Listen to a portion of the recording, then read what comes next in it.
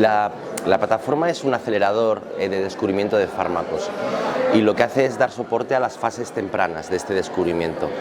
Básicamente, para entenderlo, realizamos ensayos biológicos a gran escala gracias a robotización, y estos ensayos biológicos lo que se pretende es, en los estadios iniciales, pasar miles de moléculas. De hecho, tenemos una quimioteca de 160.000 moléculas y todos estos compuestos los podemos pasar en cuestión de un mes por un ensayo biológico determinado, que puede ser un ensayo enzimático, puede ser un ensayo de viabilidad para ver si los compuestos matan o no a células cancerígenas, un poco todo aquel evento biológico que podamos imaginar, siempre y cuando sea tecnológicamente posible.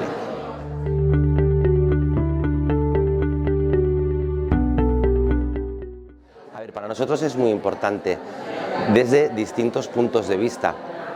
El primero es que podemos ver muchísima ciencia de no solo nuestra propia entidad, sino de las demás entidades, ¿no? Y nos podemos nutrir de realmente una diversidad en el mundo de la salud súper grande.